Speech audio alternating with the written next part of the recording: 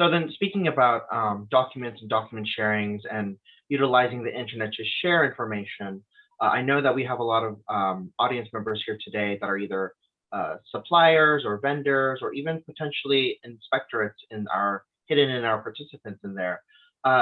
With this increase of utilization of internet-based softwares for sharing over the internet, whether it's Google Drive or Dropbox, what are some reasonable expectations for document access timelines prior to the audit or inspection, during, and after? That's an interesting question. I've had everything from access 3 weeks before to no, you will read it on my screen the day of the audit and I will not allow you to. So I will scroll, you will read. And that makes for a very different audit. At that point, you're not, I completely changed, and it's like, I'm not going to spend my day reading SOPs that someone else scrolls for me. It just becomes a question and answer mode rather than maybe a more SOP driven review. But it's been the range of 3 weeks down to day of the audit. I would say the more common practice is maybe 1 or 2 days before. Okay. And then maybe 1 day after. So just to follow up on that quickly, for the auditee that allowed you access 3 weeks before, and at the last day of the audit, did that access to the documents continued, or was it on the last day was also the last day for you to have access? No, I've had companies give me access for a day afterwards, and where that becomes really important is because I audit for a variety of clients, is being able to get solid documentation of here's the SOPs I reviewed to make sure I've got the correct version, correct title, correct effective date. So it's not like I'm continuing my auditing, it's more a cleanup of the documentation that goes in the report. Gotcha, thank you. Stephanie or Jerry, would you like to add?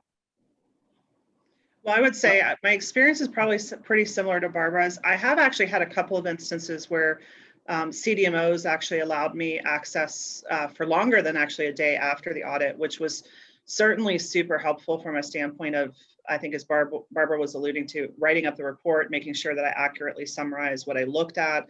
And especially if there's an observation or something that I want to write up, to be able to access the information post the actual intensive audit has been helpful.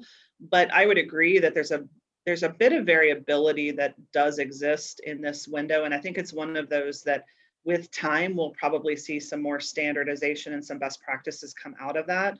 But I would say the norm for what I have seen is typically somewhere on that order of maybe a couple of days before the audit to maybe about a week in advance of the audit, to anywhere from close of the audit, your access gets cut off to whatever document repository you had access to anywhere upwards of a week after, where they had still allowed me to have access. So a little bit of variability certainly that's within that window I think is acceptable, but certainly companies should look to establish their practices and again understand where they might draw exceptions to those standard practices as well. Thank you. Yeah, so related to that, not really on the timing of the documents, but just as with an in-person inspection, there are other considerations. You need to be sure that the documents that you're supplying are the documents that are requested. Okay, because there can be a big difference between what is being requested and what are you supplying. Do they want this entire 300-page report, right? Or do they just want the summary, right? Do they want all the tables, right? What format is it in? So when it's the document is requested in advance or in lieu of an inspection, then you need to think about how large is the document. Can it be sent securely? And is the person you're sending it to and requesting it, are they able to receive it? Are they able to receive the file type that you're sending, as well as the file size that you're sending? So, in addition to the timing of the document, those are some other some other things to keep in mind. And I actually heard a presentation recently by a Health Canada inspector who was laying out their expectations for virtual audits. And one point that he made was that they will give a particular timeline and say, we request these documents by this date. And if the documents are not supplied by that date, then they consider that they were not supplied. And that goes as a deficiency. Interesting.